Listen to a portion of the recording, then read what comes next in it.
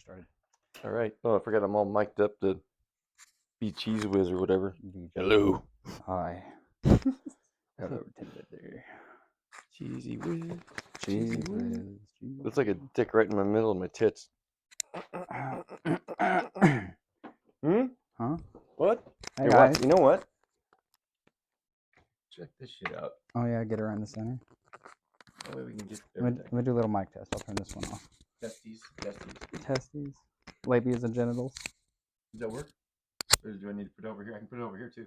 Well, let me see what it sounds like in between both of Look, I can do that too. Yeah, put that in there. That's when you get smoke weed anyway. Well, yeah. There you go.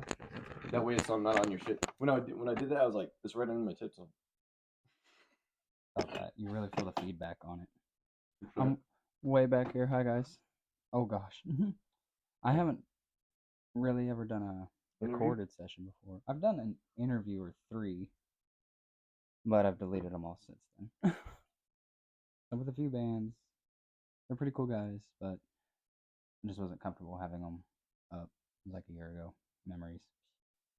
But this is all about you, not me. It's all about me. About the art, man. All the art. I It's love about the art and the mental health for me. Yeah. I think the biggest thing is whenever I got into the art painting, I was painting with my wife at the time. Took me to Everything Paint, which is a Wounded Warrior event, and they're like, "Hey, come paint. You know, we're doing a Christmas globe or I don't know, something like that." And I went to go paint, and it wasn't a Christmas globe. I had kind of a mental moment where I went back and was drawing shit from where my head would kind of get scrambled, and I compartmentalize stuff and shove it in the back of my head and not deal with it for a long time. Just kept throwing it back in the back. And like when I was painting, I had some music on. I wasn't paying attention to anybody, and I just let it out. Yeah, and it just scared some people. Subconscious, yeah. Well, yeah, sure. It scared some people. It scared me a little bit because I'm like, I don't know. And they're like, that's not a snow globe. No shit. Yeah, but I remember feeling like better after I got, it's kind of like a pressure cooker. I felt like I couldn't get anything out of my system. I couldn't get any relief. And that paint moment and expressing my feelings on the paper and dealing with whatever I had at the moment to throw at it. It just gave me another way to outlet because of my injuries. I used to skateboard a lot, and that was something I like to do physically a lot. But since my injuries, I can't do that anymore.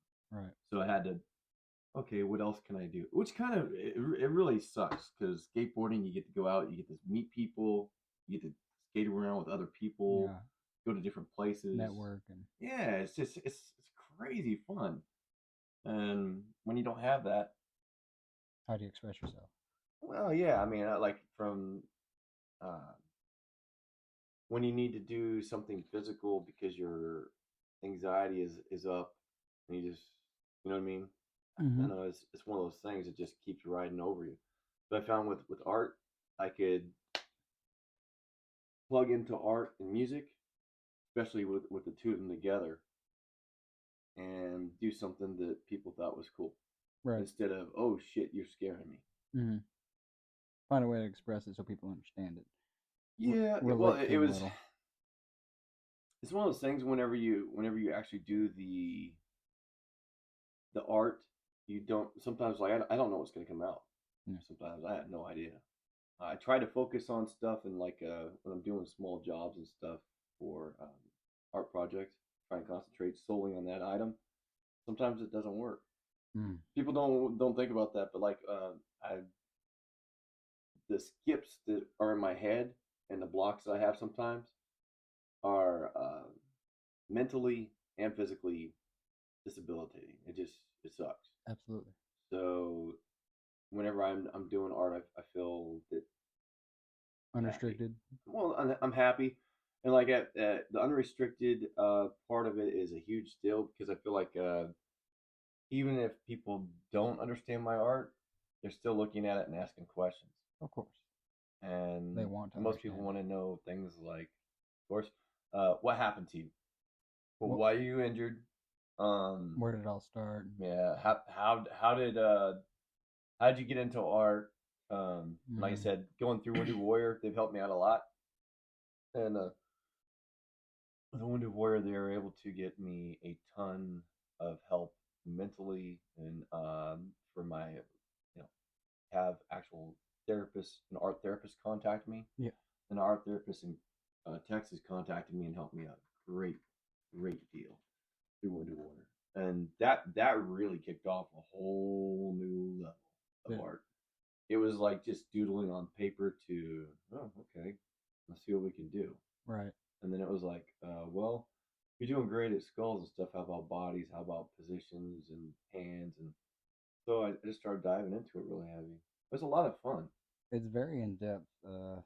Each one gets better and better. That's for sure. More.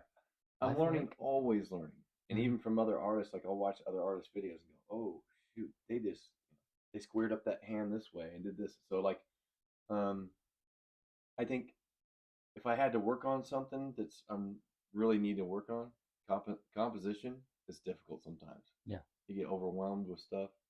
Composition and actual body movement and fluid, seeing the fluid movement, and shading. Yeah, shading is something like when you go, oh crap, where's the sunlight coming from? Where's my light coming from? Mm-hmm. And that to me, mentally, sometimes that box is unchecked, and I draw all the same light source basically, and in front of of you. Was like, hey, you know how they're all the same light source? Oops.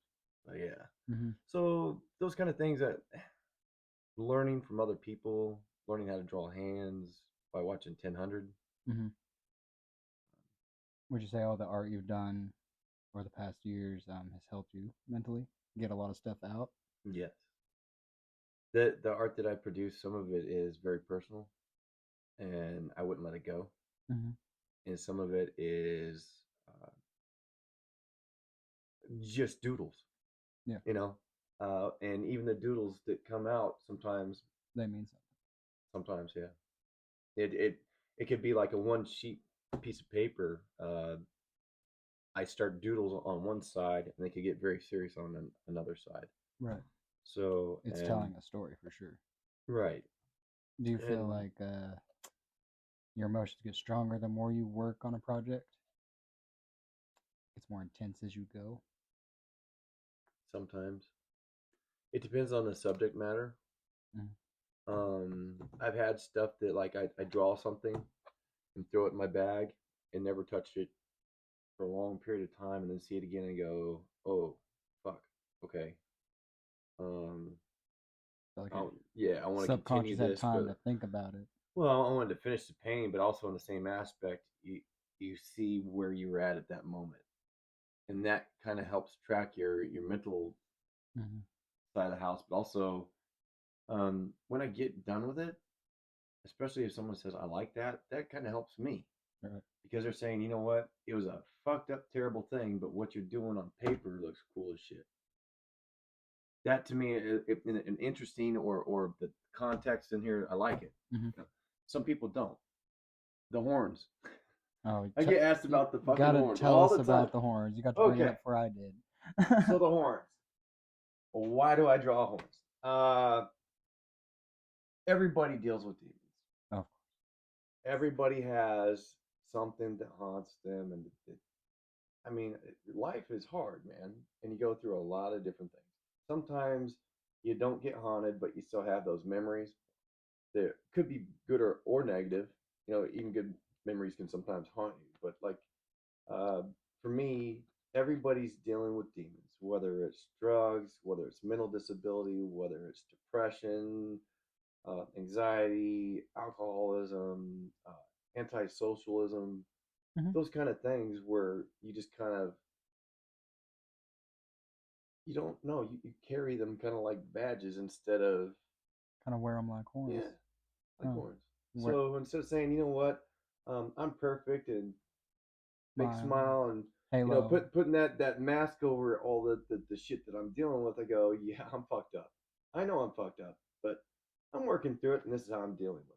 And these things that are like the horns, I'm just kind of feel like I'm a monster sometimes, and mentally, and sometimes when you look at yourself and you say, why do I act that way? What is it that does this to me? How do I? And you got to kind of self-evaluate your mental health. Yes. And people are like, no, they're mental scared health. of it. They're like, well, people are scared to work on themselves, man. For sure. when I got out of the military, I saw a lot of people that didn't deal well and couldn't deal well. They went harder into drugs or worse, and they had violent outbursts and stuff like that out of the military. I knew some people that had some huge triggers that you couldn't even watch a show without them, sleeping out. And it sucked because some of the shows you want to do and some of the games are like, hey, let's play some Call of Duty. No, not my game, guys. Fucking, that's one of the things where the triggers I have to watch, but also I can use those in art sometimes when I'm triggered. For instance, Mr. M40 over here, HE, he's pretty much when you feel like you're just gonna explode and things. I mean, it looks exactly like we feel. Yeah. Feeling like somebody's pulled the pin and you're just waiting to fucking go off. I like the fact that the M40, the head itself is heavy. Yep. It's kind of tilted down. I felt that. Yeah. No, I felt that. It's a lot of weight. And that mental weight that we carry, people don't realize that. I was like, yes, the Army. And I love the Army. I miss it. But the Army is a good thing and a bad thing. Actually, it's not the Army that's a bad thing. It's sometimes the events and the things you go through.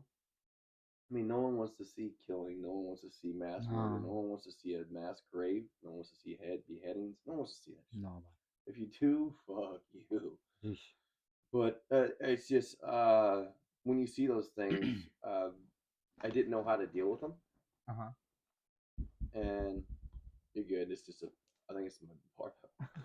But you don't know how to deal with or process the violence and the death and the loss and being scared and panic. You don't know how to deal with all that. The brain shuts off. So when I went through those portions in my military career, I did something kind of worked, but it was very unhealthy. I just box it the fuck up. Yeah. And put it away. Put it somewhere way down deep. And then I found out whenever I got out of the military, about probably, I say about 4 years, I really noticed. Yeah. Couldn't interact with people like I used to. People would get pissed off at me. People try and deal with me on a social level and couldn't. I lost a lot of friends, a lot of family. So that's why I went back to art. Art helped refocus some of that feeling, and I think helped heal me and my family through art. Right. Because they're kind of getting some of what I went through and some of the things that's happened. I think that's part of it. Did we miss any questions? I don't even know what the fuck to say. Oh no, you're good, bro. I love the listening. Well, I mean, it all just comes back to acceptance of who we are and healing, as all of our past traumas and stuff. And the healing part for me, I think art is a healing process, no matter what. An art is for everybody. I don't care what anybody says. You can say, "Well, I don't draw." Okay.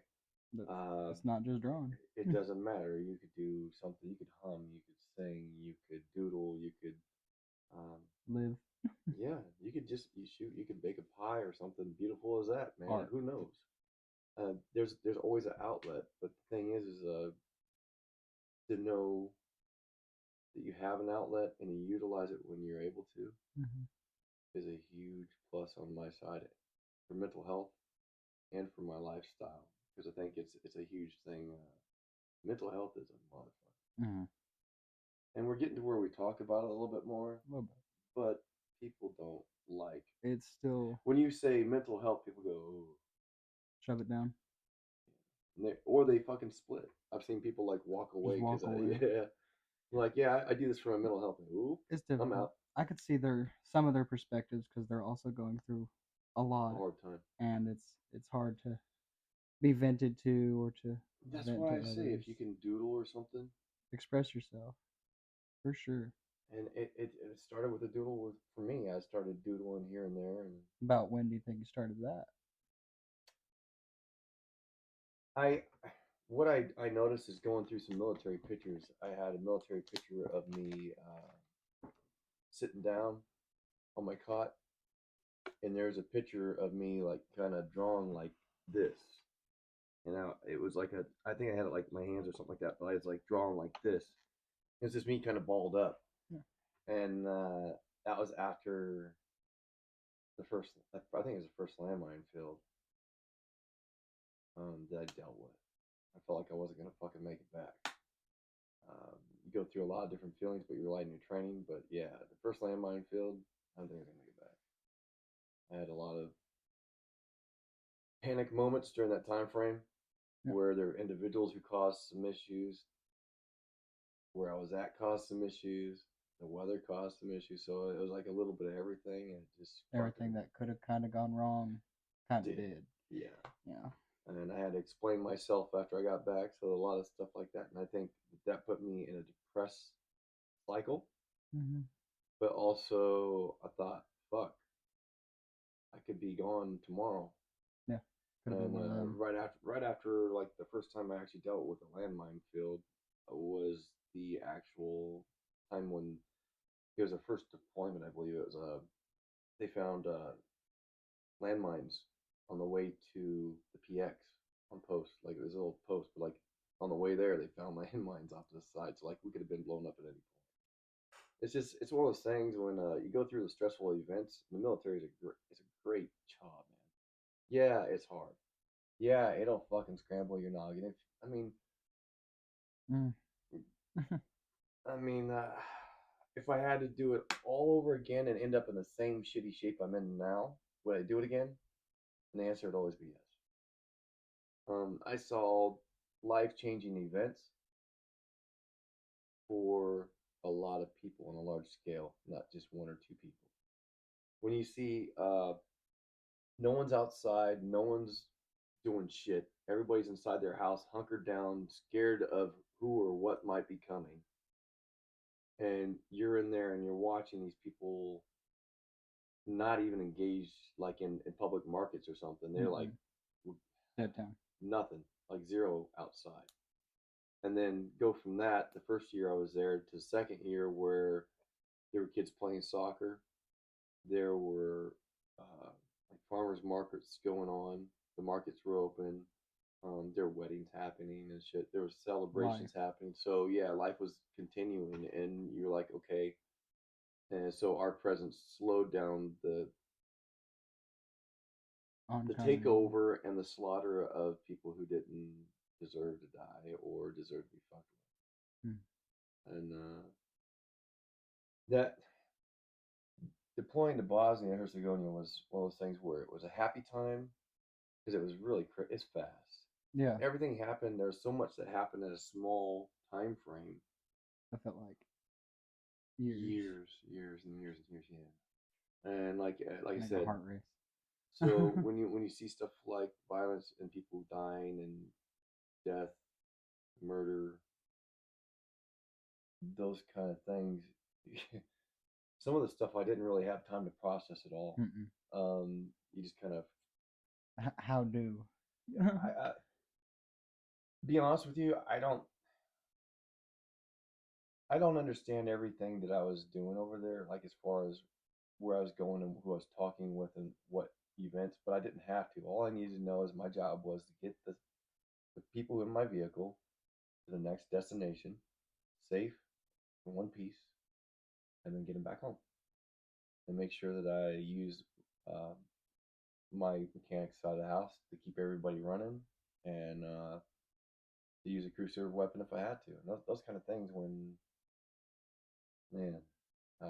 It's almost automatic in a way. Yeah, and then it got kind of normal, like to where I was just like, okay, I had my shit packed. I was ready to go every morning, and just like, okay. Routine. But like, you don't. That's why I would stay up like super late and call my mom. Mm-hmm. And thanks to my buddies who were on the signal side of the house, they're like, "You want to talk to your mom, Tim?" I'm like, "I want to talk to mama." You know what I mean? They plug me in. But yeah, I would talk to my mom, talk to my dad. Wasn't able to tell him what was going on. Some of the stuff you just wanted to open up and go, "Oh my gosh, dude, I almost didn't make it back." You know, I was like, "Nope, everything's good," you know, and just keep going. But there's a lot of things that people don't realize, the daily stresses on just normal life when you deploy. Brushing your teeth, finding deodorant. If you're a tobacco user looking for tobacco in the middle of a third world country where you have a small pipeline of tobacco coming in, I know it sounds stupid, but you know what? No, for real. Holy shit! You see some people not get their tobacco and watch what happens. Damn it. Put the cigarettes back in the MREs. I'm just saying. Just saying. Right. At least 2. But I know, right? 2-pack. But no, that was some of the stuff, like going through bars of soap. I remember when real eggs came. Yeah, you wouldn't think that was a celebration when we got real eggs. Yeah. We were in like the mud and snow, so like Yeah. when they said Charles got real eggs, like if you were tired or not, you didn't give a fuck. You were getting some fucking eggs, and you were getting your ass up out of that cot. You were gonna get some motherfucking eggs. And like I remember, there's one guy that was like still in his PTs, like freezing his ass off, and like I knew that he had just jumped out of his fucking cot. I was like, still like, I just come like from the guard tower or guard shack to my cot and sat down, and they announced that they had eggs. And I remember that, like, I was like, oh, it's on. I just put because we didn't have, at that time, we had a very small PX, like to buy stuff, like if you found it, toothpaste, toothbrush, deodorant, soaps. I think I bought a Mad magazine, which I thought was cool as fuck because you didn't have anything out there. No. Nothing. The second time it was a little bit different. George Lucas sent Star Wars. Thanks, George. That's crazy. Yeah, and it was fun. But those kind of things happened, and saw Bill Clinton come to our post. Excuse me. He walked through and asked who had the Empire Strikes Back sheets. Mom sent them to me. Thanks. They're my kids' room sheets, and like because over there, all you were seeing was brown, green, and white. There was like you saw muddy water, mud ice, and it was super thick. I mean, it would come up to like past my knees. Your knees. Yeah, that's saying a lot, guys. Yeah. get out of a Humvee and like literally like just fall into like mud. It was crazy. I had pants over my pants. They're like Gore-Tex. And you like pull the straps and make sure everything was tight. So you don't get it. I did it one time. Yeah, well, like I remember taking off my gear because like the guy's like, let's go eat. And he's like, hey, take off your gear. Don't get the mud in here. We took off our gear. Dude, I had mud like all the way up to here. You could see the mud stains come up to where it would just soak. Yeah, just stain you. That's crazy. Yeah. Definitely. You had to open up your boots, get dry boots. Change socks. Change socks. Yeah, socks were a big deal. Mama would send me socks with little happy faces on them. Get you through the day. Yeah, that and whistle pops. Yeah. Remember whistle pops? Shoot, I probably only seen one. No.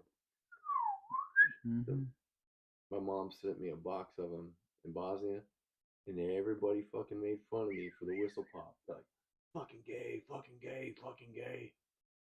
And then I got to the motor pool because I was doing my whistle pop from the, because I went and ate, and I was like, whistle pop time, bitch. You know, I was like doing a whistle pop.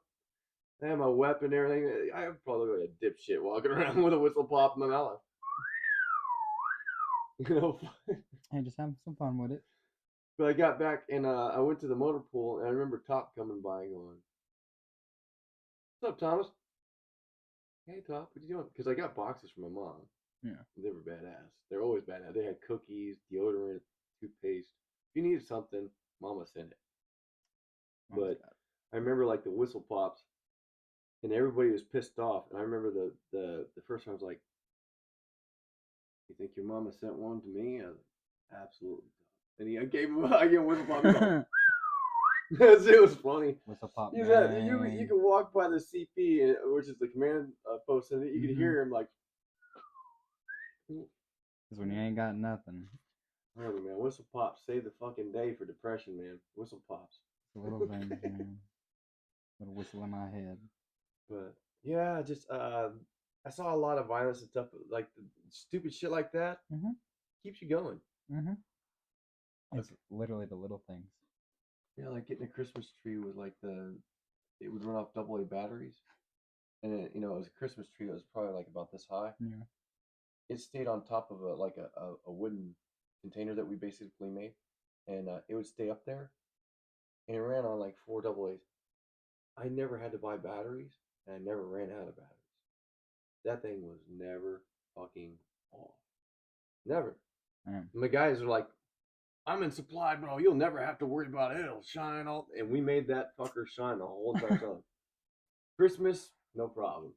And then she sent me a Christmas ham in Thanksgiving, and the Thanksgiving box got delayed, but I got the Thanksgiving ham in Christmas, and man, it was crazy. But like, Mama sent a whole bunch of stuff. I was like, okay, here. I started dividing up like what they wanted, and some dude wanted the whole entire ham. I was like, fuck it, take it. And like, he's like, you sure? I'm like, take it. He ate the whole entire ham, dude. And I don't eat a lot of ham, so I was like, I'm like, I'll get a piece of it. It doesn't matter. But like, he ate the whole fucking thing. Like, he sat down with a fork and just tore that bitch up. Yep. Good deal. Fucking lunch a bunch of munch on that bitch. Well, what do you do now these days? A lot of art. I like to go see shows. Yeah. Lots of venues. I know that for sure. Yep. Go see the local bands play. Especially I got Shelter in Place and Still Not up there. Their playlists. I think I'm gonna get more involved in the Cowboy Cup this year. Yeah. I've never been. I've been invited a few times, and I keep trying. You probably need to go. It's one of the best places. I actually enjoyed going to the Cowboy Cup. Not like being a disabled vet. I was on morphine for 8 years, and it tore down my whole entire body. Yeah, it fucked up my kidneys. I mean, it'll rot you from the inside out. Yeah. So when I moved to cannabis and we came to Oklahoma for cannabis, it's a huge game changer for me. I medicate daily, and it's almost like I'm about ready to medicate, but I'm trying to keep not medicate because I have to medicate. It's taking time off your fucking video. It's like I was gonna medicate too whenever you were ready. That's part of it. Yeah. That's part of it, honestly. Yeah, well, for me it is. Yeah. I usually in my videos you see me smoking my bong. Oh yeah. And for me, I'm in pain 24/7, 7 days a week. Unfortunately, even now, my pain is minimum, but I still have pain. Now, can I ask how you got hurt? Yep, you can. How'd you get hurt? No, we were doing some training exercises and getting ready to go to Iraq. And I was in what they call the prone, which is laying down by the front tire. Yeah. And I think it was actually the back tire. I can't remember because I have a memory issue too. Yeah. But I was on the back side, I think, and I remember the 50 caliber machine gun. And I don't know how it happened, but from what I was told, they were trying to shoot the weapon and get it off the truck at the same time. And it kind of got away from him and landed on my back and fractured 2 different spots. Damn. So when it fractured the 2 different spots, I didn't know it until about an hour later. I was still walking on it. Well, yeah, I went. The first sergeant was like, "Okay, these 2 people are down. Thomas, go get them." got 2 people back, but by the second person, I just remember there's like a little embankment walking up. Because I mean, for me, I low crawled out there. I picked them up, did medical stuff because we were training. You didn't just pop up and run out there. You had to do it like you were doing it for real. So I went out there and came back. Got the second guy. I was doing like combat carrier, and I remember I had his arm and his leg like grabbed with my hand right here in the middle. And I remember I hit the bank and rolled on my hip, and something popped, and it was done. It was blackout. Yeah, gone. and then they took me over to the ER and shot me with a steroid and gave me whatever the fuck they gave me because I remember I was in pain. Yeah. And then I just started seeing the light go. That was it. And then I got prescribed narcotics for my pain. I mean, that really fucked me up. From the inside out. Yeah, Vicodin. I take like 6 Vicodin in the morning. Damn it. I take 2 with a beer, and take another 2 right after that, like maybe like within 30 minutes of each other, to try and like basically make them right off of each other because my tolerance is so high. And then if that didn't work, I was in some deep shit. But usually it was like 4 pills. I'd throw up, take another 2 pills, and then go to work. Yeah. Destroying myself. Vicious cycle. Yep. That's why I had a really good friend in the military who said, "Hey, look, we can get you weed. Let me know." Real medicine. Yep. So Amsterdam was just right there, skipping away. Yeah, I mean, it was like literally you took a train ride, and it wasn't that far. Right.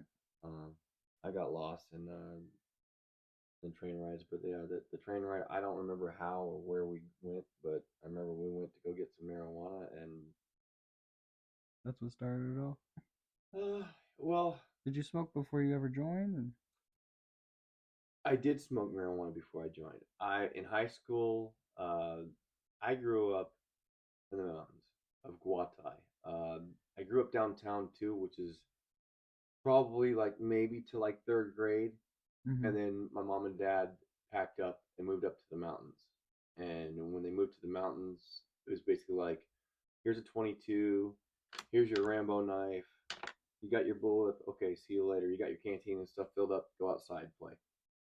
And people get nervous about that shit, but like I would go up in the mountains and hike, and I'd have my 22 with me. So if we had mountain lion issues and bobcats, so if I had something, had something. Yeah, nothing. Right.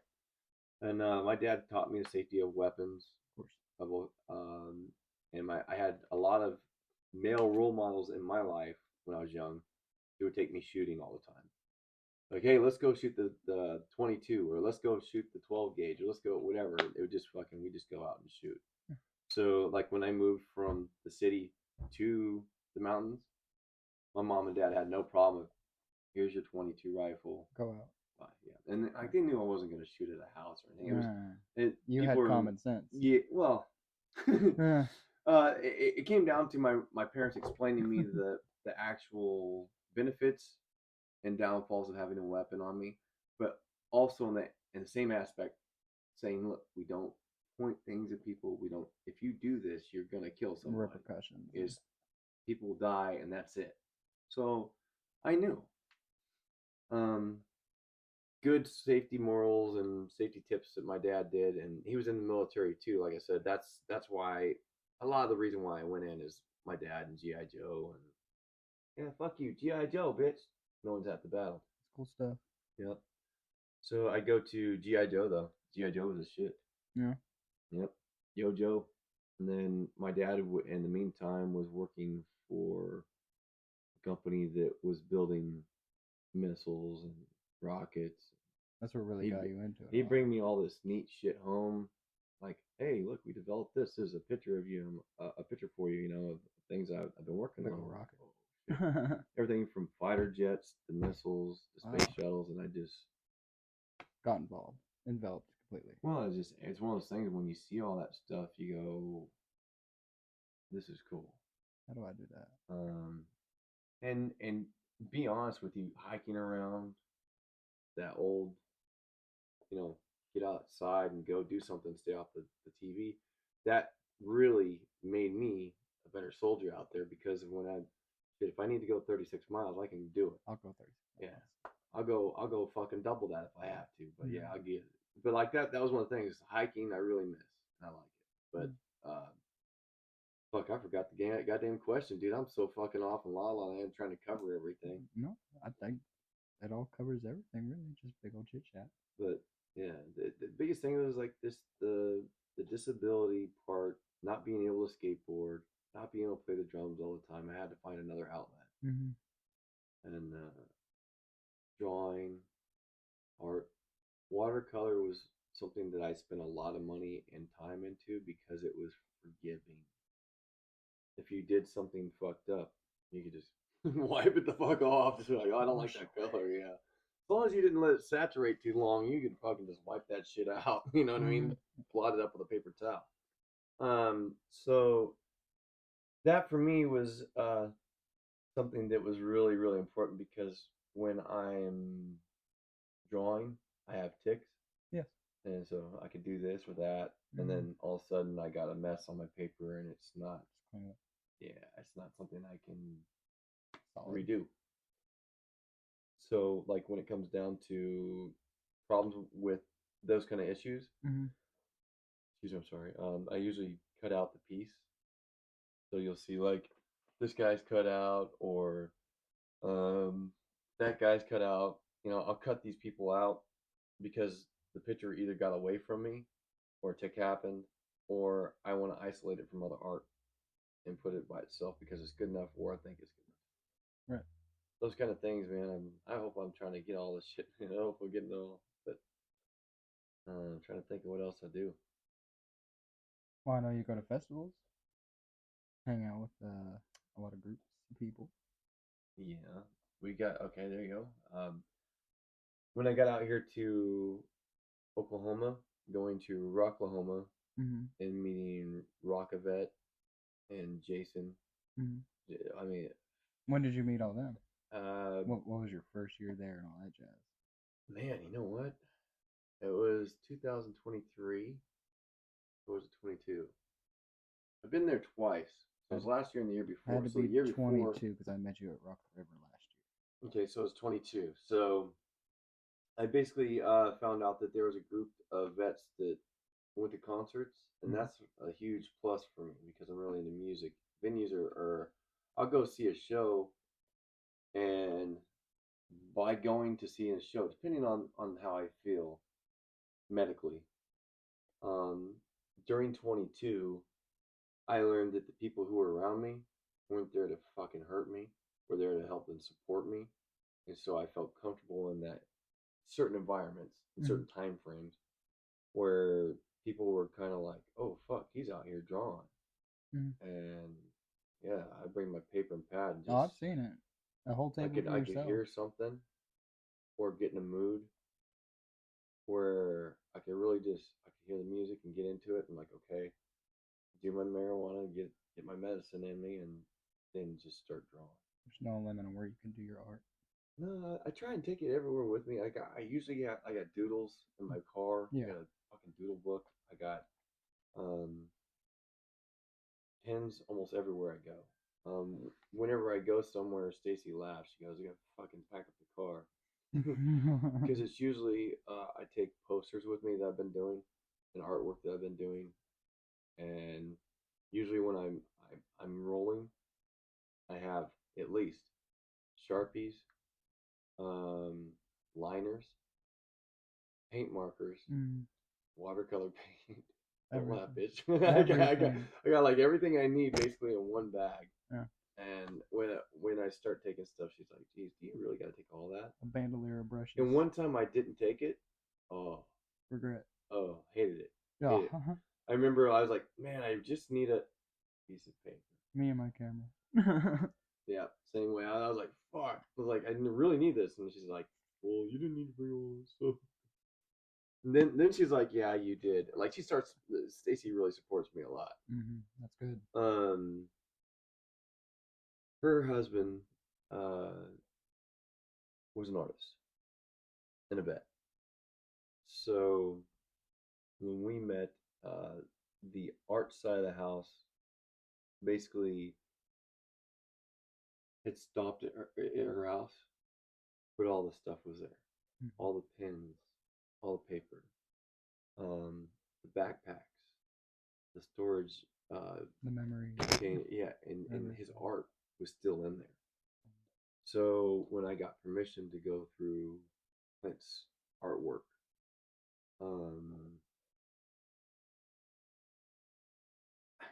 it was kind of like, oh shit, I don't want to do this, and I need to respect this and get the hell out of this guy's property. And on the same aspect, Stacy and I had a talk where I was like, yeah, I really just don't like taking his stuff. And she's like, well, if something happened to you, would you want someone to come in and take your shit and continue art? I'm like, yeah, I would. That's yeah. So I look at it like that, and sometimes there's a lot of thank yous that go out in the middle of the night when I'm not mentally. I get it's a weight. Mm-hmm. So and like whenever I need something and Clint has already bought it or already looked at it and was already progressed to that part of his art lifestyle, I go, oh shit, I just made it to somewhere where he was at and he wanted this for himself. So that's like a goal to me. It's like, oh shit, check off. Done. So and also to remember to thank him for his service and for the things that he left behind that I get to utilize. Yeah. You know, whether it's a brush or a pen, I'm like, hey, thanks, Clint. Thanks, Clint. And she's like, what are you doing? It's not dead. And but she appreciates it and gets it. Now I've been doing it for years. Like she's like, yeah, he tells me thank you all the time. But people don't realize, like, if that was me and I passed away, I would want somebody to pick up my art shit. I don't want to sit around in a fucking, what is it going to do in a box? Art appreciation. Or in a desk. If it's sitting there not being utilized, it's just a fucking item. It's just use it a paint. It's just a marker. It's not a piece of art. It's just a piece. So, yeah, a lot of those, I'm really thankful to have all the things I got in art from Clint's lifestyle of art and being able to express. And like he was at a different level than I was, which is neat to like I said, when you're looking at books, for instance, there's books I have over here for drawing figures and drawing monsters. Yes, drawing monsters and drawing hot rods and stuff like that. Those were books that he bought for himself to study and learn off of. And he was disabled where he couldn't use his hand. So this motherfucker was drawn with a disability and was still kicking out kick-ass art. So I try and remember that, you know what? I may be disabled, but fuck, I need to get my shit together. Especially with like the drums. Yeah. You go, oh man, I can't move this side. I can't do this. And then you see some dude with fucking like, oh, I don't know, no arms at all, fucking playing the drum set with his legs and his feet. And you're like, or with his mouth or whatever. And you're like, the fuck? These people adapted and overcame and are still continuing to do what they love. Absolutely. So that for me is, I'm trying to find a way to do that. And art is one of those things where if kids are involved, I soften up. I like to see kids involved in art. I like to see anybody involved with art because, like I said, if it helped me, maybe it'll help somebody else. Right. And to say, hey, look, you're not that good to have these paints. You're not that good to have these watercolors. You're not that good to have these $100 brushes. You know what? No one ever fucking told me that shit. Stacy was like, you know what? Clint passed. Here's all this shit. Use it. He would want you to. And like by using those $100 paints and $100 brushes, I'm sure like there's some people at the factory go, ah, goddamn, you know, you're not supposed to put all the paint on the fucking page. You know? Oh my gosh. Some of my earlier stuff, you know, I'm sure they were like, what the fucking hell is this guy doing? But a lot of YouTube videos, a lot of other people's art, and watching YouTube has helped a lot. But the search for other people's mediums is a huge deal. Monty gave me a huge lift, and like I said, with Rockavet and the concerts, it kind of started weird because we went to like Rocklahoma. And I said I want to paint a fucking mural. I want to do a mural. I'm like, I don't know where I want to paint one though. I want to paint one. And I remember Jason going, we may be able to make that happen for you. And I was like, cool. I was like, I like this. And Rockavet has been such a huge cornerstone of me being out here in Oklahoma, not knowing anybody. Coming to Oklahoma and not having anybody as friends. And then Rockavet standing up and saying, hey, Jason's like, yeah, come with us. We're crazy. We'll fucking have between Christian, also like Christian, he'd be like, I'm going to see this concert. I'm going to see this concert. I'm going here and there and there. What do you want to do? And I'd be like, I'm piggybacking. You know what I mean? I'm like, okay, if he's going to be there, then I'm cool with it because he's going to be at this venue, and I know I'll be there. So like I just added one more. Yeah. And for me, like the bands that I know coming down, especially the venue down there is really, it's fucking sweet. But being into drums and being an artist, making something special for the drummer, like the stickers 1 year, the posters this year, those things I can give out and say, hey man, thank you, because you rock the shit out of the set. If you rock those fucking drums, you'll get a fucking sticker or something from me. I'll make something for you if you rock the shit out of the set. But being able to give something back to the community of music, and seeing them appreciate that and accept it and receive me as an artist, but also as just a person who loves the venue and loves to hear music and loves to hang out and have a good time and will support anybody in the community, you know what I mean, that is there and needs help. If I'm able to help, I'm fucking there. But yeah, I mean, fuck, Rockavet, as soon as I got to Rawk The River, and thanks, John, too, I'm going to get to paint some murals this year up at Rawk The River, so we'll see how that goes. I got another mural to do. They changed the murals, changed a little bit from there's supposed to be 2 murals, and now it's gone from 2 murals to possibly both bathrooms and a mural. Yeah. And possibly some other stuff. So like there's little pieces that he wants, like Tim T art on, and wants to make a statement with how much fun it is to be at the river. I love the river. I miss it right now. I'd go back there right now. I can see it. We need to. But yeah, no, right? With the sun being up, we need to get back out there. I know, right? But I'll be doing some murals, and I met at the Cowboy Cup. I met this really great artist, and the highly observant artist, when I talked to him, wanted to do a mural too. So he's going to be painting with me this year in Rawk The River. So we're going to be out there painting together. I'm really excited about this because I'll be out there taking pictures. I know, right? Well, John wants a Yeti. Oh, I'm like, cool. Dude, yeah, this guy draws stuff like that all the time. Like I draw monsters too, but like this guy has locked the fuck down. Yeah. So I was like, cool, and we talked for a little bit. Really cool artist. So like that helped me open up too, getting to meet other artists in the venue. But when Monty came over and said, hey, I heard you're an artist, and maybe you can help me restore a sign I got. And I was like, yes. Yes, let's do this. And I was like, I remember saying yes, and I was thinking, I was like, shit, did I just bite off more than I could fucking chew? I'm like, I've never done a mural before. I'm like, how big is this fucking mural? And then I got there, it was 40 fucking feet. Yeah. And I was like, holy shit. And then you find out all the details about the mural. The mural was special. It's on Google Maps. It's basically a historic landmark for them. So I'm like, holy shit. So Prior Liquors itself. I know. So I am trying to do some art, thinking, oh cool, this will be a nice project. And you realize it's original. And this huge save the painting. They want to use the same colors. They want to keep it. I was like, the font. oh, fuck, what an undertaking. I'm like, it just went to like painting something, the restoration, and Expectation. I lost my shit. I was like, and I remember like the first day that I went out there and started on Monty's painting.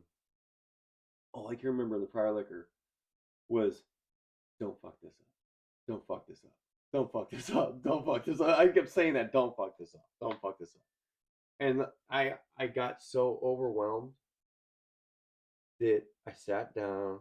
I had to be real with myself and go, look, dude, I know you're disabled. I know you can't fucking move. But you got a ladder. You can climb up that bitch if you have to. If you can't fucking do it, then we got the pole. And I can sit down if I have to. I actually sat down and painted it one time. And overcome. But like, I had to do something that big. I needed to. And Monty gave me a fucking free reign on it. And I just remember, like, I was like, oh fuck. And I just had to take a big old rip off the bong and sit back, take a picture of what was going. I remember going out there a couple times and taking pictures of it, and it was just kind of like, like someone just sandblasted the fucking side of the wall. Yeah. And all the paint, yeah, just came across, and I was like, okay. You can still see colors and stuff, and the figures are there, but like, there were some things I had to apply myself and create and bring back in because it was missing. But that was probably one of the coolest weeks of my artist career. Mm-hmm. Getting to deal with Monty's painting and doing that 40-foot and having the support of Brian coming over, me putting thin more weed and fucking taping it. And he's like, dude, here's some fucking weed. And I'm like, here's your fucking sign. I'm like, you know what I mean? Works, man. I was like, that was a huge plus. The community, Monty, I mean, like, he's like, you need pizza? He sent me pizza. Got me something to drink. I mean, and here I am, just like, at that time, I had jack shit for money. Right. I didn't have any money, and like I was trying not to spend anything because we had two households. Basically, I was over there and Stacy was here. Mm-hmm. I needed to make sure that she was taken care of. Mm-hmm. But Monty really gave me that opportunity, and like I remember after I took that first rip, I was like, "You can do this." Yeah. And I just grabbed the roll of tape and went to work. You think you just start painting and shit? No. You were out there for a long time. I remember coming up 2 days. I think I was taping like for at least a mm-hmm. day or and some change. I was doing nothing but tape. Mm-hmm. And taping off. And there still might be a piece of tape on there. I think I might. When I hope not, dude. I fucking, tape was like that. I think I used a roll and a half of tape just on like the top half. Mm-hmm. And Monty was great, man. He gave me like that was one of the things I wanted to start doing more murals. And I remember Monty saying, I was like, Monty, I don't mean to be rude, but can I keep the rollers? He said, yeah, keep whatever you need, man. And I was like, hell yeah, dude. So I got to keep the rollers and the rolling brushes and stuff and reuse it for someone else's stuff. And I never got to do it yet. So this is my second mural will basically be walking into John's property and doing a mural there. That'd be fun. Yeah. And I'm really looking forward to working with Highly Observant and being able to bounce off ideas off each other. Mm-hmm. Because technically we haven't done anything. I mean, we did some concept designs, really light. But I have a feeling it's going to be one of those moods like where we just get over there. Here's a paint. And then I just tag team the shit out of it, and just whatever the fuck comes out. That's gonna be insane. Yeah, I'm kind of nervous, but I was like, it'll be like basically like my fucking big sheets of paper where I just doodle. I'm like, just take you a big old riff. Yeah. Well, at least Highly Observant. He's cool as fuck. So like he does a lot of art like that. Mm-hmm. So I figure like we got to deck out the male bathroom and the female bathroom. Yeah. Supposed to get there at least 4 days early. So we're looking at possibly pulling some art 4 days early. Yeah. I don't know how, because I wanted to have it at least semi halfway done before they got there. I may have it done before they get there, but like I don't want to be doing it during the concert. Absolutely not. You don't want to miss anything. it's my mental health medicine, and if I'm doing that, then I better if I'm wanting to do that, that's different. And if I pick up the cam, that's okay. Yeah. But like if I'm not okay and I want to go to the concert, I don't want to be overburdened. So that's why I said you may be seeing me up there early, like 3 or 4 days, go up and just kind of get a layout of what he wants. And with my projects, I was super stoked to do that mural, and then the bus got a hold of me, and I was watching Ding OK Art. So I was watching Ding OK Art, and because he was doing the basically the big old bus and Rocklahoma shirts, he was doing everything for her. I was like, man, this is fucking cool. Ding is kicking some ass, and that's one of the like I met Ding to just like bouncing ideas off of. Yeah. And he was like, hey man, I like your art. You mind if I digitize some shit? You got it. Do it. And with Ding, he does it the same way I do, basically. But his is a limited side. He does digital art because he's so busy. He has to take an iPad with him, and he just doodles on it. I'm like, by all means, dude, if you want to doodle my shit, go for it. Yeah. And like knowing that I was helping another vet by him doodling stuff and just mixing it up helped me. I was like, well, fuck, I'm helping somebody. You're really networking. For sure. Yeah, you meet other artists, and Country Cannabis is a huge follower of mine, and I love country. Smoke the shit out of some blunt. We got that great blunt the other day that had that wood tip. Yeah, but during my basically art show that I'm doing a video, 90% of the shit that I'm smoking is Medusa. I go down there, I get some stuff from them, I come back home, I fire it up. It's Country Cannabis. As long as I can afford it, I'll buy it. It's actually some pretty good primo stuff, that's for sure. And the nice lady that I met down there for Country Cannabis, being disabled and having art, it's not just for vets, it's for everybody. But like the thing is like when you hear how art has touched another disabled person, but opening them up by having them do art and themselves. Yeah, and they open up and they're like, look at what I created. Show that there's no real restrictions. Right. And I'm huge into the disabled side disabilities because I grew up with a lot of disabilities. A lot. Learning disabilities, I had one. It's one of those things like when you want to learn, but you beat yourself up because you can't. Yeah. Like, fuck, why can't I do that? Why? You shut down. But I learned different. So I had to learn how to learn for myself and how to keep that ability going. So like school I wasn't very good at. I was good at art. I was good at music. I was really good at band, fucking some shit up in band, fucking some shit up on skateboarding. But like you put me in front of a math problem or English and say spell again or gypsy or something like, and my mom would be like teaching me how to spell GYPSY, doing like cheers, trying because I learned a visual way. I'm a visual learner. Action. Right. You can tell me all you fucking want, but if I get in there and see it and do it with you, I'm gonna retain that knowledge. And that's how.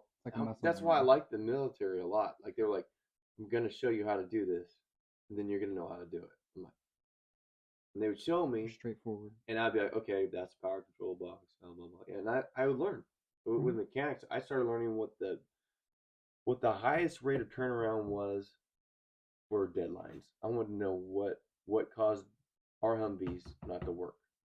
What was the biggest problem with them? What kept coming in, same problem. And learn how to fucking fix it. Learn how to overcome preventative maintenance at that point. Well, preventative maintenance was great, but here's the thing. When you're outside the box and you don't have that return power unless you do something to save your own ass, and get yourself moving, My first deployment, they put me on the spot as a mechanic. The throttle line for the Humvee broke, and I was told that we need to get the fuck out of there, get the fuck out of there, get the fuck out of there. And I was like, okay. I was like, basically, we had a modified work order and an unauthorized modified work order. At this point, the lieutenant said, "Don't give a damn. Get me the fuck home. Get me out of here." And I said, "I need some telephone wire." So he said, "What do you need?" I said, "I need some telephone wire." He went and got some telephone wire, and I literally opened up the doghouse in the Humvee, pulled it, saw the wire or the dangling cable there, fucking cut it off, put some cable from one of the telephones, like the old telephones we use in the military, that kind of wire, tied it around that bitch. That way it pulled it. It's crazy. Put the doghouse on and fed it through there's an eyelet. Fed it through the eyelet. I'm literally sitting there because it was cold. It was it was freezing. I mean, you had heat off the engine, but you were so cold in there. Didn't matter. Yeah. So I had the doghouse on to where I could just pull the throttle level through there. And he wasn't comfortable driving it home, so I drove a Humvee home, probably about 80 miles, with a telephone cord wrapped around the throttle disc. Which is kind of fun, because at one point I'm like, damn, this bitch is on cruise control. I pull that motherfucker and then push the doghouse just enough so it locked the cable and lock it. I just was like this. Yep, we're just on cruise control. Fucking straight up. Oh, it worked. That's awesome. But those kind of things when you're put on the spot, the pressure. I perform well, but it fucked up my mental health. Absolutely. Seeing everything I did, but I wouldn't change it because I became a dickhead after a while because of pain, not getting help, people lying to me, not giving me the help that I need, resources. I was that was one of my questions was how to get resources. Resources, or when you got back, do you feel like you were taken care of? No. For my PTSD, they said that I had a mood disorder. Big figures. Yeah. They gave me lots of pills to hide shit. Suppress it even more. Yeah. And so when I found SFE, San Fernando Valley, for marijuana, I was really happy. That there's some strains that deal nothing but with stress, anxiety, and pain. And PTSD is a huge deal with me. If I get triggered, I heard screams on a TV that weren't even screams; they were just people talking. Yeah, overbearing. I was sleeping. I heard, and it got more and more intense. For me, my mind went somewhere else, and my PTSD kicked in because of the sounds and things I heard. And so I wake up in a stress-induced panic. Yeah. And when I wake up, then I have to deal with those and de-escalate and tension find a way. Body and the brain. So with those, the art gets kind of rough. Yeah. Very letting that Pandora's box open, Not even Pandora's box, man. It's dealing with what you have to deal with out there at the time. You don't have time to deal with it. You don't have time to think about it. You have time to react and move on. So when things slow down, that's when I started getting haunted by memories, and I have nightmares and stuff, tossing and turning in bed. And those things usually would happen during anniversary dates. And really bad anniversary dates would kick in. And that was before I found art. It was, I knew about the art, but I wasn't utilizing it like I am now. It helps me a lot. The only thing is staying fucking money sucks. And people think, oh yeah, they're artists. They don't cheat. I give everything away. That's my problem. I was like, hey, you like this? Here you go. You like this? Here you go. And I was like, fuck, I don't make any money. But like, here's the thing: I really don't care about making money. Yeah. I just want to continue my art. Mm-hmm. But in that same aspect, um, it's nice to be able to buy medicine or food whenever you need it because you know what I mean. Like, just trying to live. Yeah. So I mean, it's not like I'm making tons of money. I'm a broke artist, but like in the same aspect, I'm surviving. I'm not like hurting, but like Yeah. it comes down to a lot of on my self preservation side. I know medicine and art and music. Those three things uh, keep me Keep going. going. For sure. I feel that I can't do my photography or media for the money. It would just saturate the mood on it. I do it for fun. It does. Like I said, I started charging some money for fees for certain things, especially for commercial licensing stuff. I mean, if you're going to use my art for commercial business, I'm cool with it. But I'm not going to charge you out the ass, but I'm still going to get a little change off it. And that's all right. I mean, shit. To be honest with you, it's funny. Like when you look at costs and supplies and what I'm using to do some of these jobs, I'm not making any money off them really. I'm making enough to keep going, keeping ourselves in the network, really. Yeah. And $100 sounds like a lot of money until you buy $70 worth of it goes for paper, and you're like, oh fuck, that's like that much, baby. Yeah, two pads of paper were $70. So big sheesh. But I mean, like I said, it's worth it. Yeah. I mean, it's definitely worth it. And like I've been looking into grants and stuff, so you know. I need to get in on that boat. Yeah, need to find some grants and see if I can get like some help through Wounded Warrior or something. Like even if it's like a couple $100 grant, anything. If it pays for paper and paint pens or whatever, that helps. But I was gonna tell you about the bus, the big old bus. Oh yes, big old bus. The big old bus. So Shannon was talking to me the first year I met her in 2022, I think it was. And for Rawk the River, she wanted to do a shirt. I want the bus kind of on like a floaty thing. Can you do that? I'm like, I might be able to. I'm like, I don't know. This is when I was like, not really. Look, to be honest with you, just now I'm starting to get paid. Right. Not a lot. I get it. But not. I mean, I'm just now starting to get paid. Yeah. Not a lot, but I'm just now starting to get paid. For the bus, I knew she takes care of people when she's out at the venue. I watched her take care of. Shannon took care of so many different people at Rocklahoma. The Gimp came by, got some love, got to sleep on a bench or something in the back. If there's a food issue, if there's I don't have a place to stay, a water, whatever the fuck it is, the bus is open. They support, and it's not just vets. If she sees you hurting, man, Shannon's gonna scoop you up. And so it's like a big family thing, and that to me was something I could get behind and support, no matter what. Because Shannon's like Big Mama out there, you know what I mean? Taking care of people who are. I've seen her pick people up off the ground at 2:00 in the morning. And that's I finally got to take care of Shannon last year when she was hurt, and I was like, hell yeah! Oh, she did have that leg, didn't she? Yeah, but that was the one time I was able to take care of her and help her last year. But like that for actually doing like the T-shirt, that was one of the things that really I was happy to do. It's pretty nice. Cheers. But this year I got me a little logo on the bus. I'm very excited. You got your logo on the bus? Nice. My logo on the bus. I'll be helping sponsor Rawk The River. My table out there. Let's see. I'll be doing the table too, so we'll figure it out. We should sit next to each other.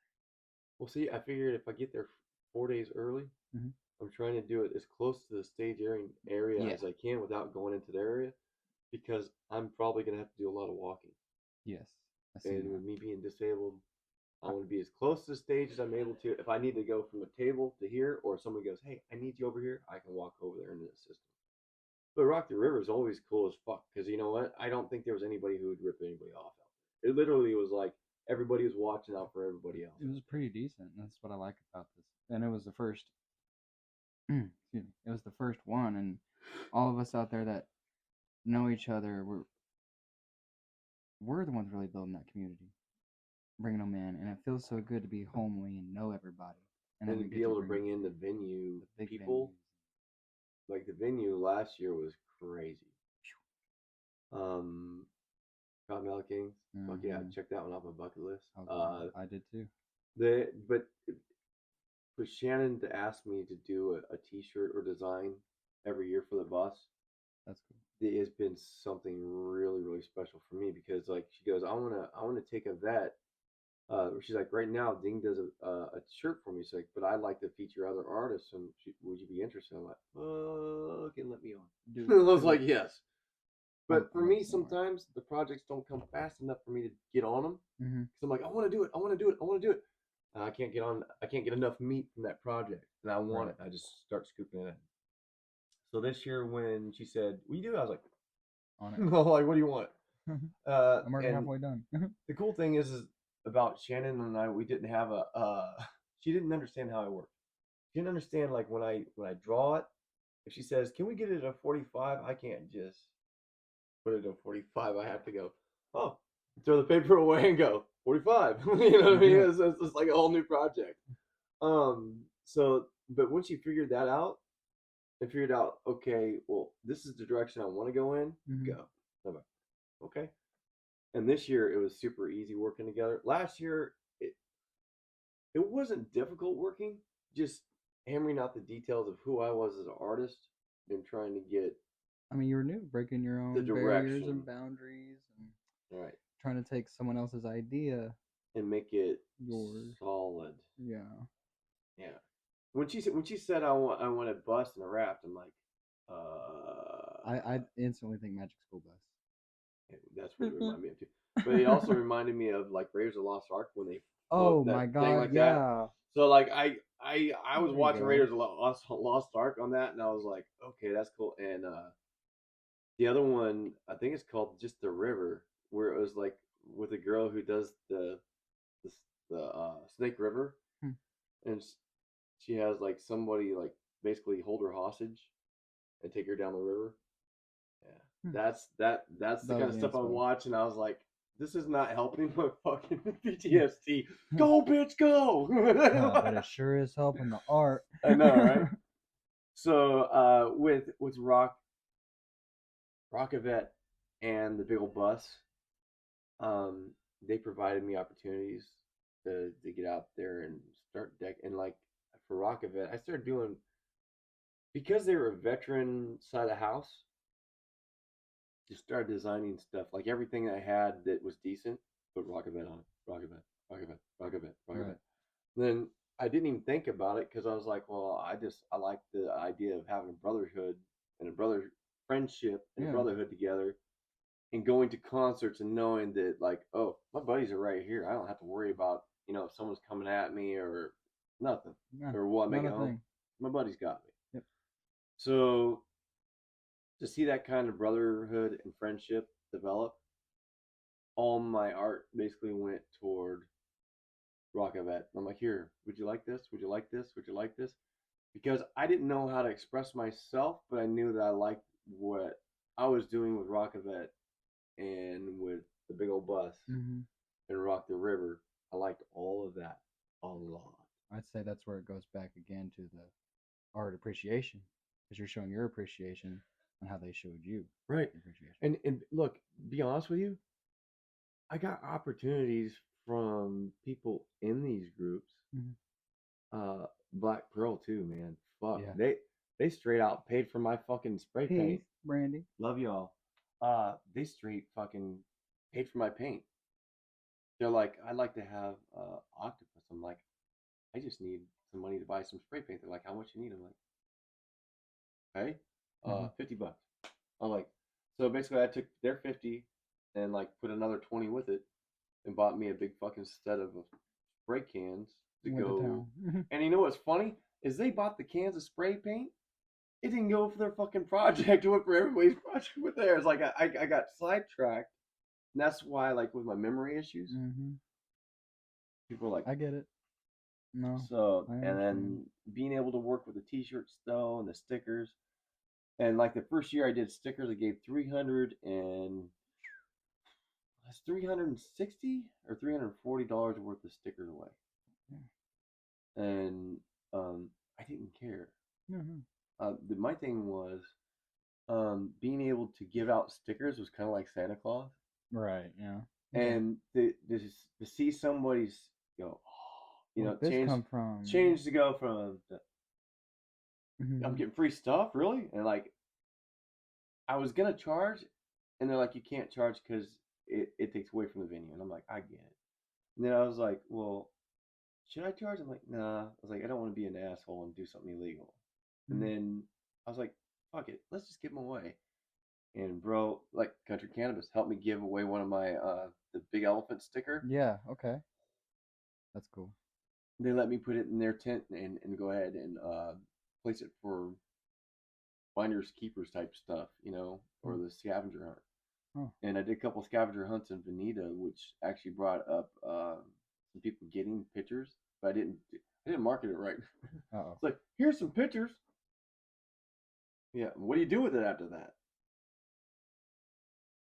Right. I didn't know who had it. I didn't know if they fucking trash canned it or I don't like this. I didn't know shit. So I made another one that said, actually, I'm gonna put it out probably tonight. Right. It says it's an elephant, but it says, if you find this, congratulations, take it home and enjoy it, and I hope you enjoy it.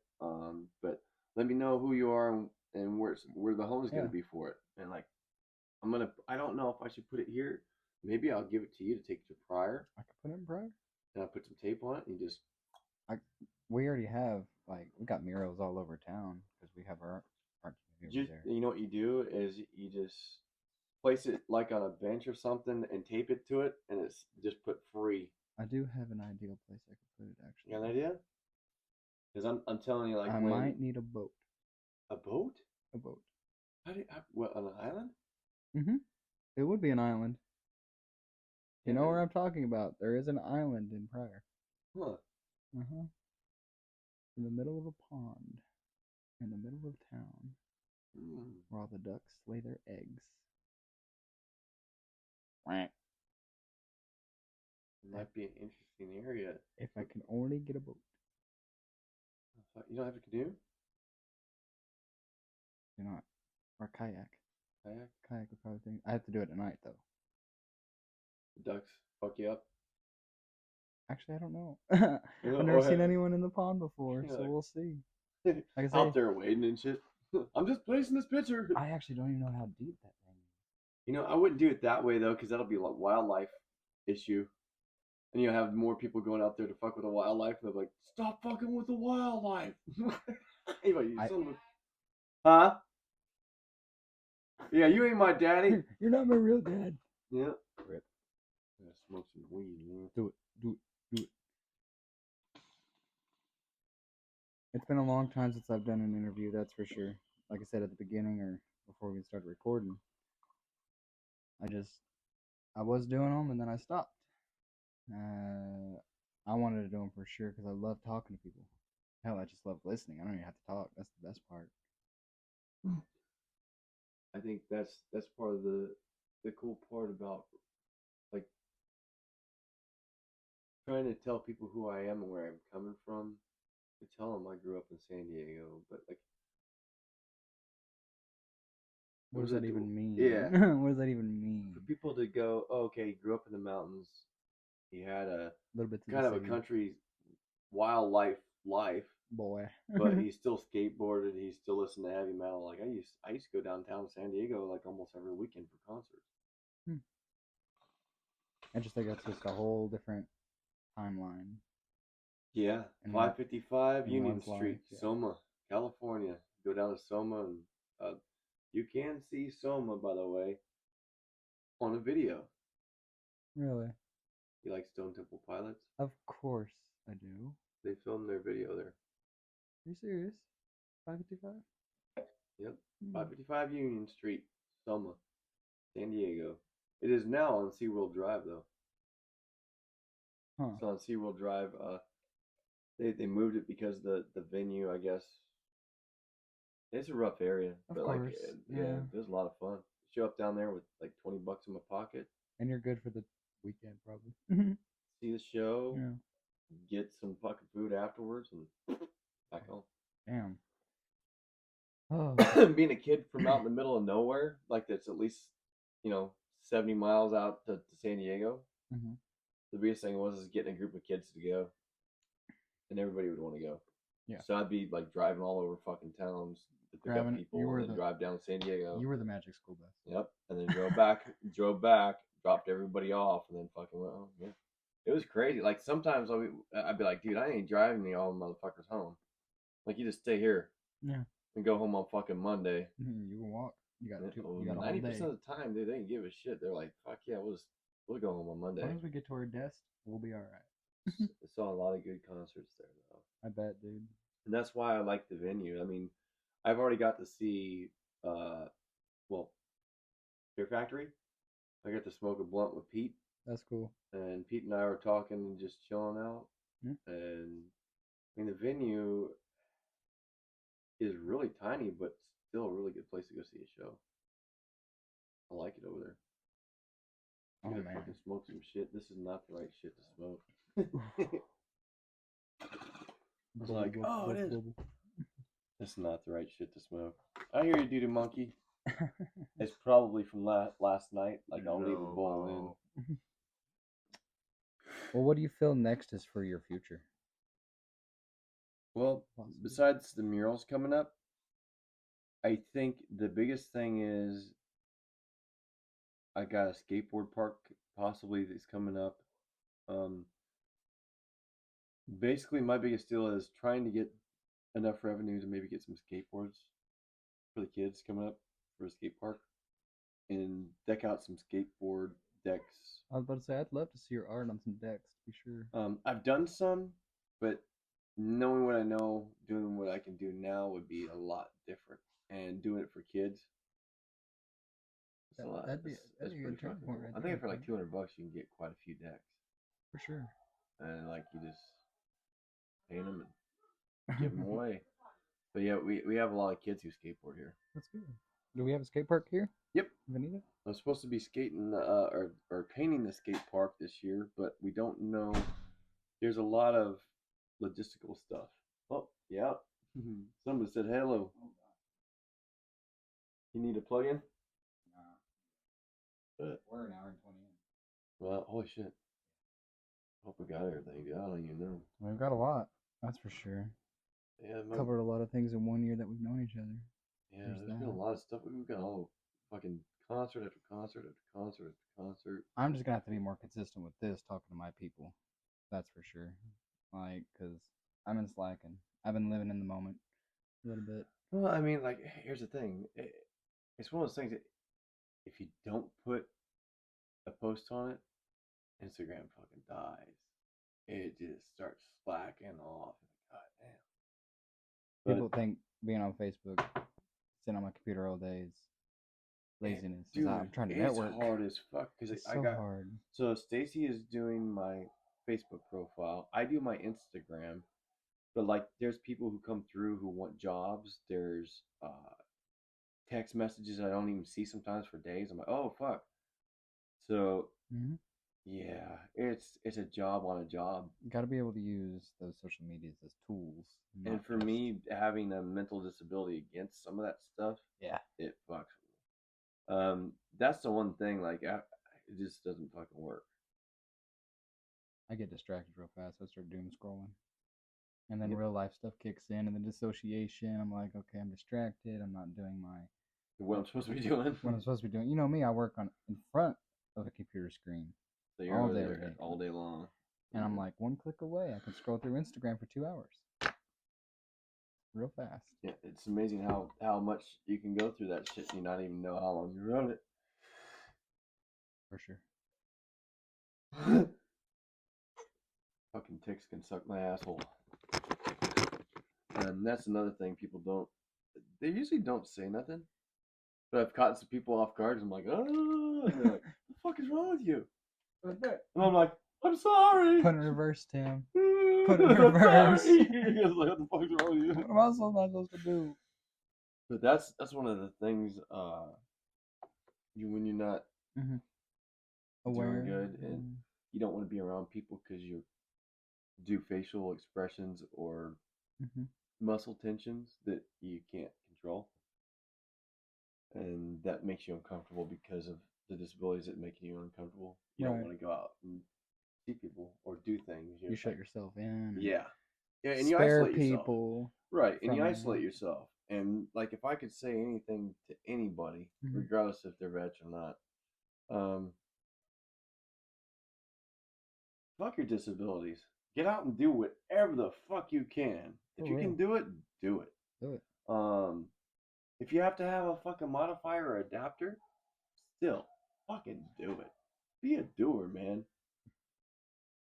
Be an able-bodied, disabled motherfucker. That's what I'm trying to do. You know what I mean? And I know that my shit's gonna go down sooner or later. I'm not gonna be able. I'm gonna be wheelchair. But right now, acceptance and healing. It's still fucking moving, and I'll roll this bitch. I'll keep rolling it. What the fuck? You can come in. Still interviewing? Yeah, we're just we're talking, and he'll probably have to go back through and. I mean, you're not my dad.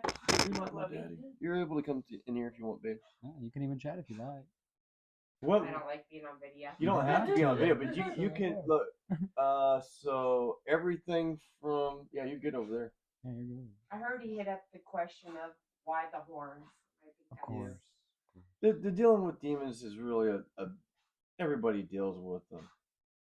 So he doesn't have any food or water or nothing. He probably needs food and water. Here's your water, dude. But yeah, the biggest thing is she supports me a lot. Does a website, does a Facebook stuff.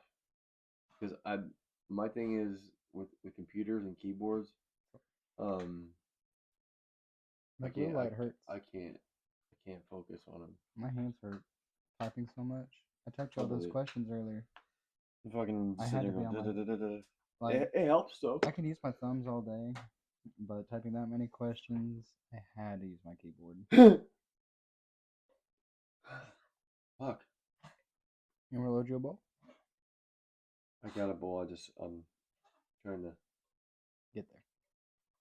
That's a sound that's almost common in our home. That? His oh yeah, no. Sound. Yeah, that too. I had a guy in high school. Because he's like, for some reason, that resonation on the back of his throat would soothe him. But I get it. My daughter did that too, and they said it was a tick due to her autism. I have tics, but I don't know if it's You're not pain, autistic, but I know. pain or Tourette's or what. Because that's another thing. I got in trouble for cussing a lot when I was a kid. All the fucking time. It would just come out. Yeah. What the fuck? Yeah. I got in trouble a lot, and I think it was part of growing up, not knowing how to react to having that tick. Just kind of. And the military is like, fucking bring that shit, you son of a bitch. I'm like, you cocksucking motherfuckers are like, yes, we love you too. I'm like, fuck your titties. The brother fuck system. your titties. No, this is just how we talk. My mama gets on me for my dirty mouth. And I love you, mama, but where did I get it from? If you need anything, brother, by the way, we got dabs and wax and shit if you need it. Oh yeah. But I think the biggest thing is staying medicated and doing art though has helped me a ton for my mental health. And not going to narcotics, that shit just fucked me up. It breaks my heart. Like, I've seen so many kids I went to school with, some friends here and there, some family die. Yeah, it doesn't stick with you in a good format. Oh shit. The killer and all sorts of The word.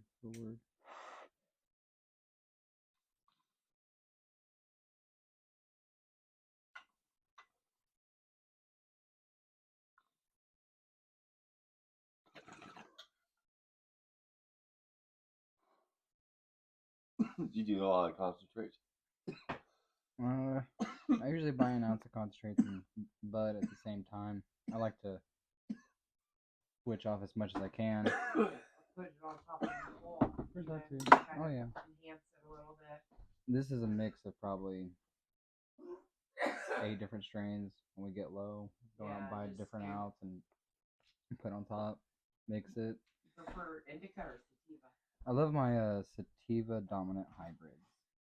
If I can find it. Kind of where we're at. If I can but it find seems it. like everything here is indica. Indica's the dominant strain. Sativa's dying. It's just so powerful and. Here you go. But I'm cute. opposite of everybody else. Where sativa puts everybody else like a bunch of jack monkeys. It puts my ass to sleep. Sativa does? Yep, indicas get me going and make me clean my house or. I always wonder if whatever. The human genome is changing. I don't know. I know my sister's the same way, and we're like, that's so weird. I got some Afghani gold, and I'll fucking find that shit again. I'll buy it. It was scrap weed, and it was still fucking tough. It fucked my shit up. I remember my birthday 5 years ago. By the way, I have a picture for you. I never got to give it to you, but I was like, fucking have it here since I was sitting there thinking about it. Yeah. I need to start printing off my stuff. I am just terrible at that. Because all my art is basically digital and.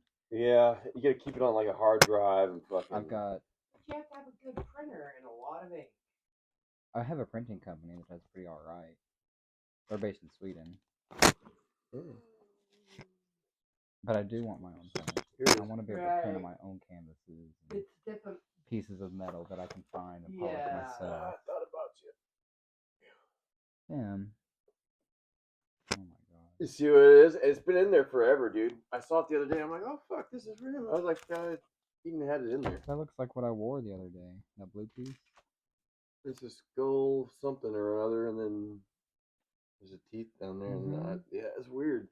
I remember drawing it when I was on mushrooms, so maybe a mushroom induced. Well, I'm really feeling the third eye. I appreciate that. That's amazing. I had a lot of fun doing it. And that's the one thing is, even though people cry. I don't cry, man. This is a piece of art. It's a small one, but the camera was like, I remember thinking of, like, man, this is like pretty cool.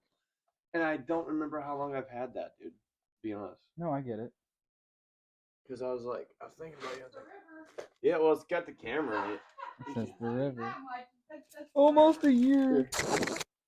That's the only shield I have, brother. I was gonna order some smaller ones. I never got it. I was like, oh, I'll order some later. Yeah, okay. This is what we were talking about earlier. We just give our stuff away. Yep, that's how it works, brother. And I'll give you some prints too, so you don't have to worry about. Well, isn't that the fun of art? It's literally fun. Knowing that other people are admiring your work. I've had so much more fun. I pulled my camera out in the middle of Tulsa. Mario. I'm like, Yep. What do you mean you follow me already and you enjoy my work? Quit making me humble. I think that's important. Is to be humble. That too. Hey, there it is. Sorry, these prints aren't the best. Let's share it. But your art with somebody else. Absolutely. The prints were done with love. And there's so much art everywhere. It's just one of those underappreciated things. There is, and everybody has a different style. Hang on, I'll sign it for you. Art is history. Do you want all of them, or do you just want those? Which ones do you want? All of them? They're all up there. Tim, that's on you, baby. I'll hang it all up. I'll give them all to you. I just didn't know which ones you want. I'm with it. They're all gorgeous. Look at all this. I'm gonna start printing my stuff out. This is just beyond. Yeah, I kind of want to start doing that too. I appreciate your help, man. My printer sucks up ink. I can barely get my monthly. I'll send you some links to some printing companies. Check them out. What? To some printing companies. There's one in California that the Rocklahoma book uses, but I use one in Sweden, and they have pretty decent prices. Well, why Sweden, dude? That fucking shipping alone will kill you. Yeah, I know. Switch to I mean, local. But that's just the first one I found my first few years working. yeah. I was just searching stuff, and of course, who can ever buy the ad space? It's the first dib. Do you have the drum? I do not have the drum. Do I have the drum? Is it purple? Nope, you've got the elephant. I got the drum. Now, I got he the drum. does. He does. Sorry, I didn't see it in your left one. That's the one you missed, I think. Hey, yep, that's it. Oh wow, yes. Sweet time.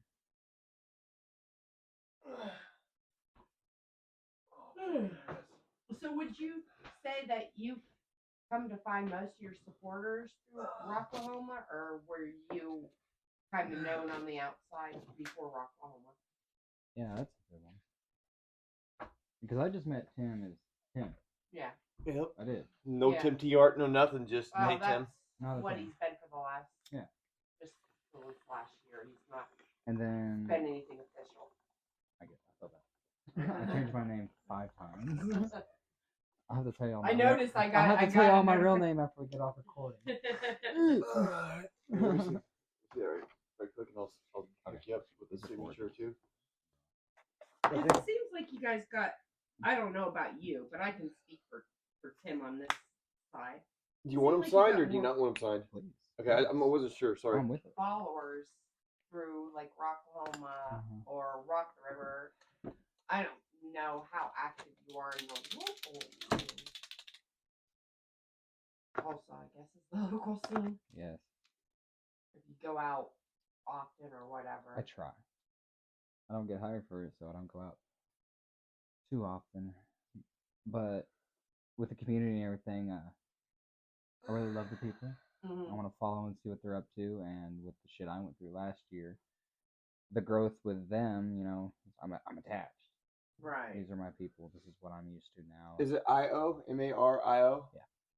Like the thing that bounces around and the video Smashes game. turtles. Mario.